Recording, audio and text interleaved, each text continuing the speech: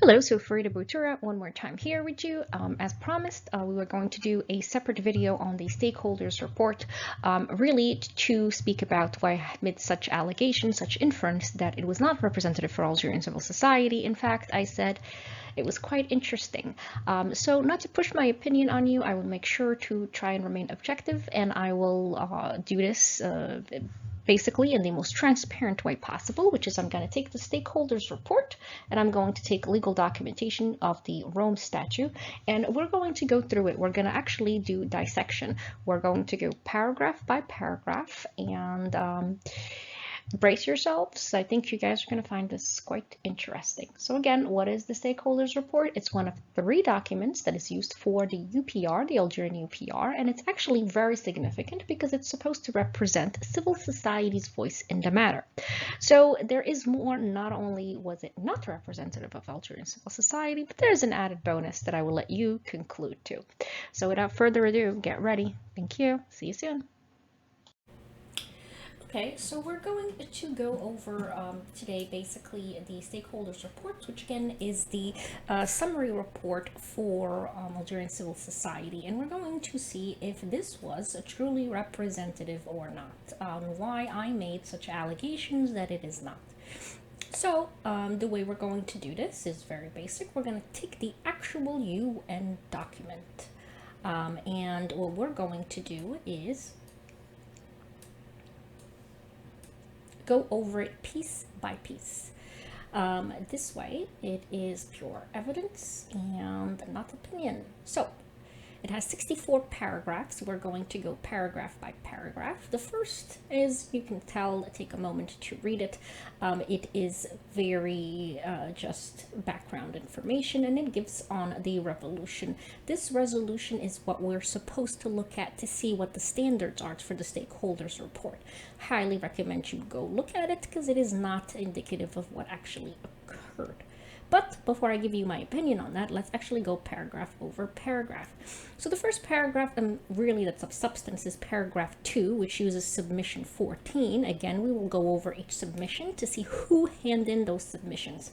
And these recommendations really talked about the death penalty and civil political treaties. This is just implementation of these treaties. Again, take a look. When you go to 3, again, it is still 14. So 14 is used quite a bit. And we can do this here just to have a little bit of a note.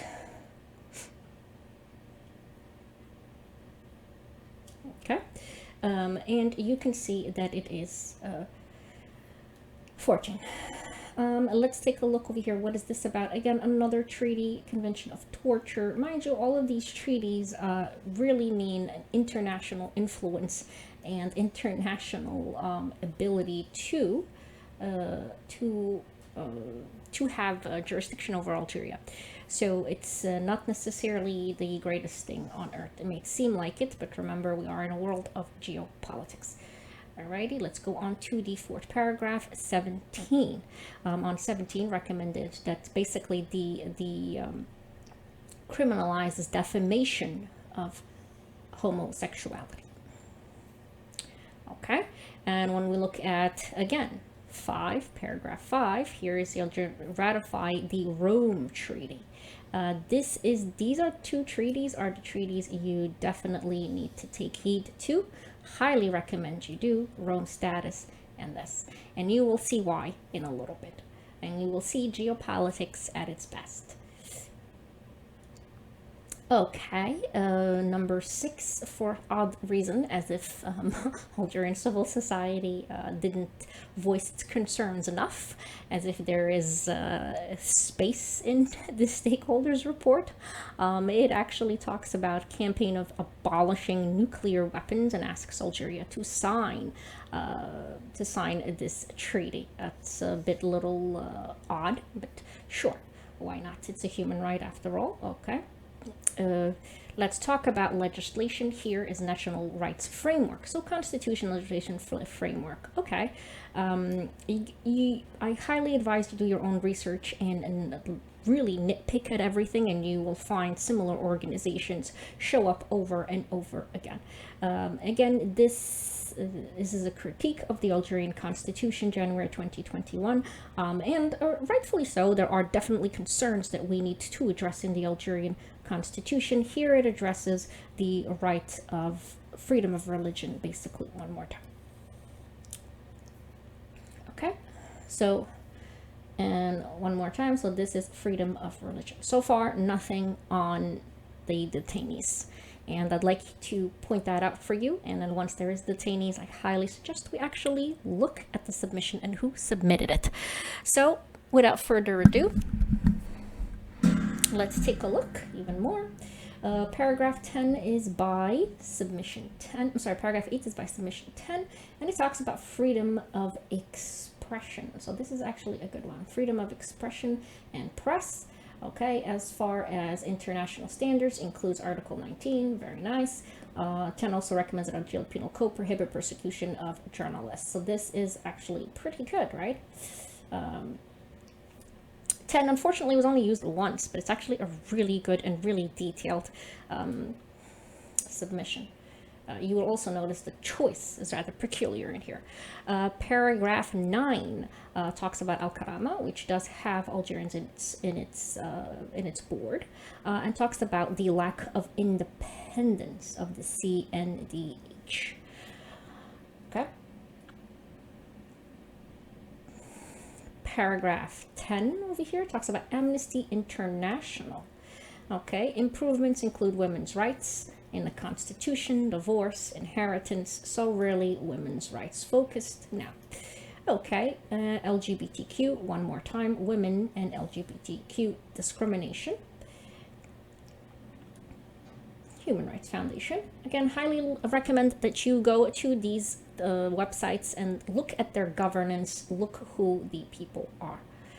Okay.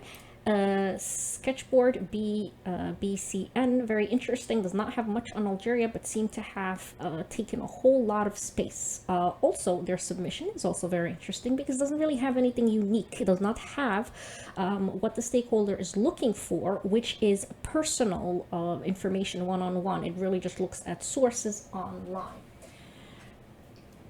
So again, over here it just talks about the discrimination of disabilities and persons, and rightfully so. That's actually a very important topic. Paragraph 13, again, Amnesty International has prolonged pretrial detention that we're talking about in both Algerian Penal Code, Constitution. This is actually pretty good and very important, but then again aims to talk about the death penalty. And one more time, death penalty has not been used since the 90s. Okay. Further reminder that this is a mechanism for 5 years, although you will clearly see that this trend was not implemented in here. Paragraph 14, MENA rights recommendation, the abolishment again of the death penalty. One more time, the death penalty has not been used since the 90s. And again, talks quite a bit more about the application of since the 1993, and it's formally been abolished. Okay, but it's again. So why is this taking so many paragraphs when Algerians have expressed clear concerns about the detainees? Nothing here.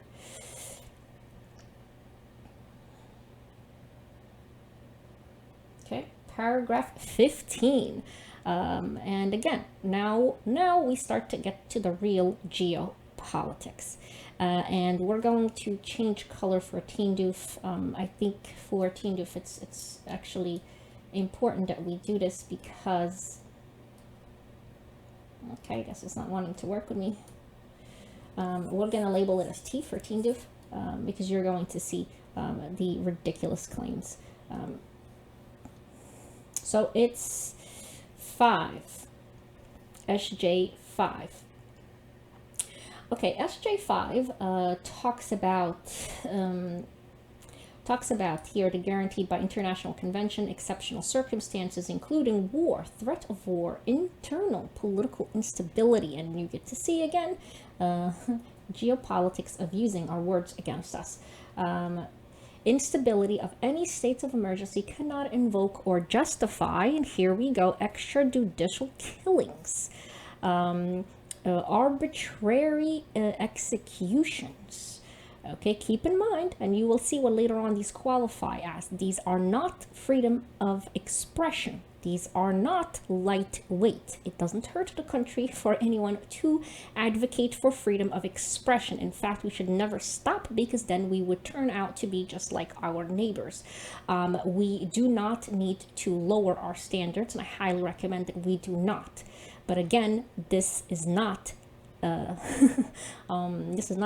extrajudicial killing and arbitrary executions.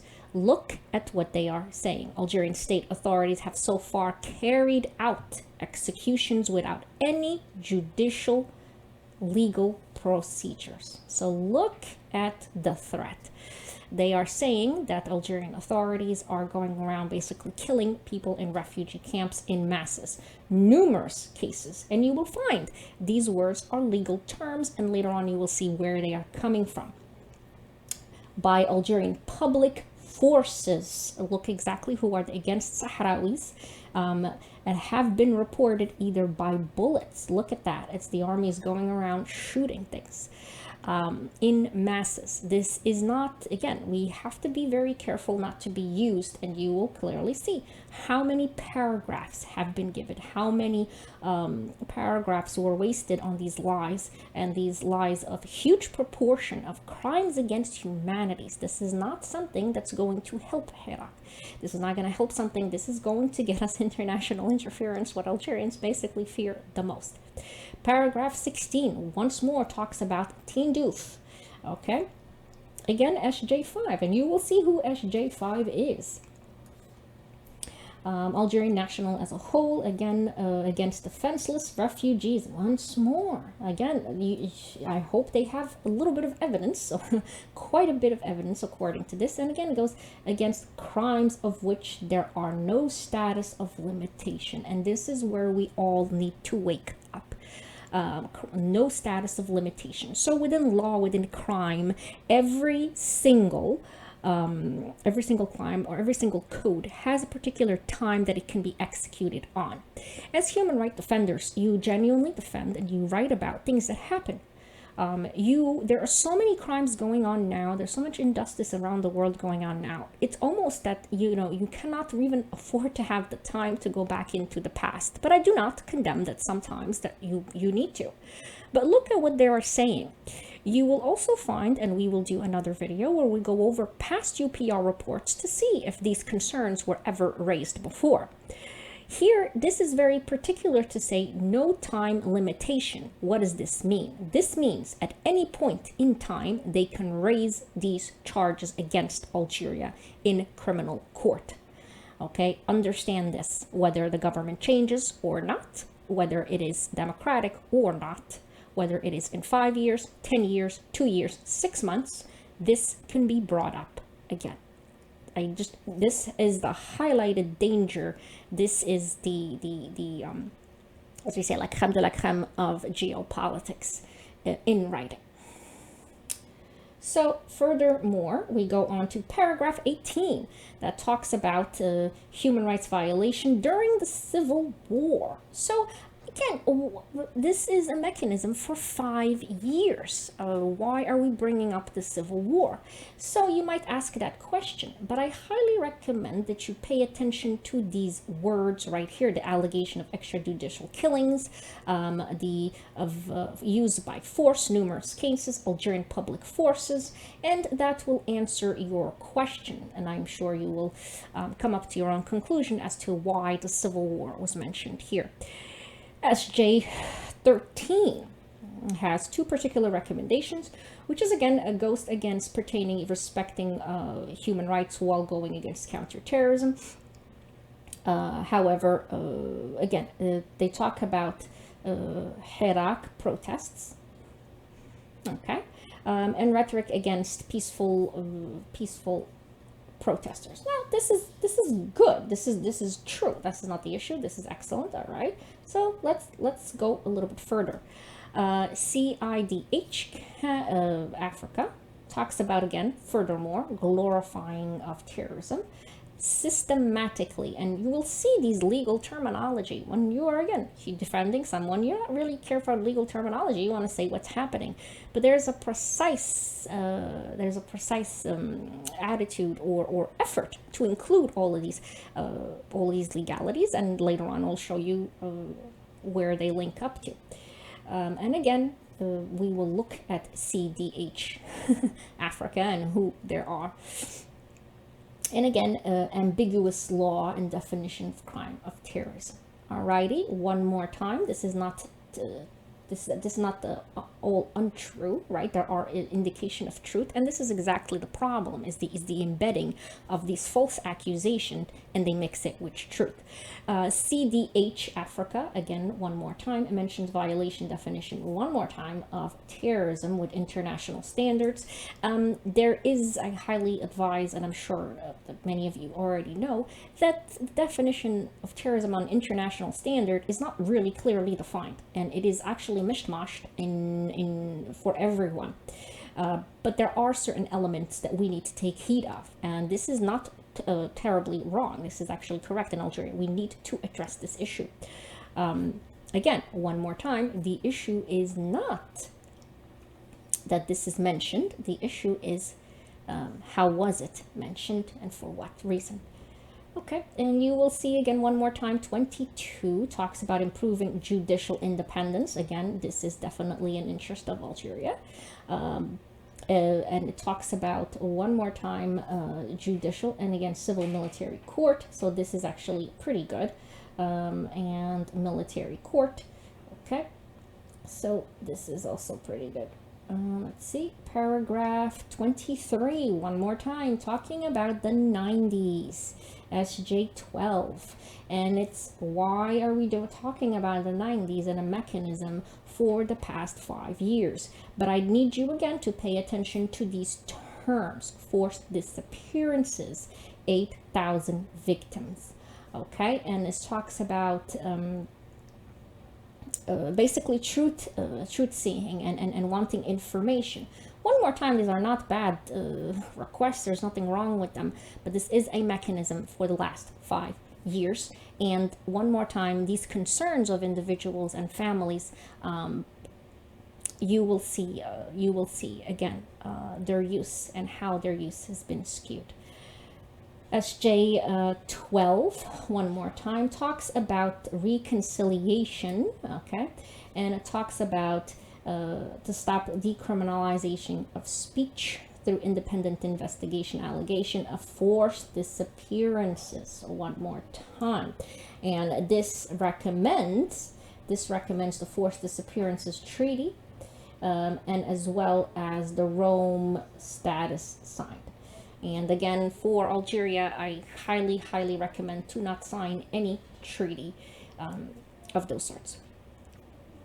So the ADF, also another one, speaks of the penal code. These are actually pretty good because we're talking about Article 144, yes, which is definitely for defamation enlarged, but it talks about religious minority. One more time, freedom of religion. Freedom of religion did get quite a bit of representation.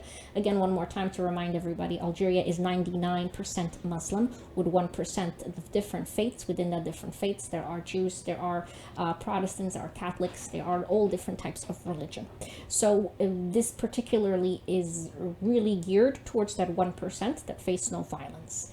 Again, there is nothing wrong with that. Highly recommended. Of course, there should most definitely be freedom of religion. Every Algerian is important. But concern here is the overrepresentation while ignoring what the 99% are saying, the other 99%. We go one more time into paragraph 26. We see minority rights. And here we go with the very interesting things that come to play. We are reminded of freedom of expression. This is very nice. And peaceful assembly. Yes, thank you very much. Let's see how they get into it. SJ4. Okay, again, freedom of expression. And human rights defenders and harassment against, all of these are very nice. Okay. We'll talk about Hirak. And now we're going to mention one more time arbitrary arrests. This is China Labor Watch. It's actually pretty strong organization that works all around the world to check about the Chinese workers all around the world. And they talk about trafficking among foreign workers. Okay, rightfully so. And they have concerns. So we have the paragraph 29, paragraph 28, 29 recommends Algeria inspect working conditions. No problem, of course. Why not? Then we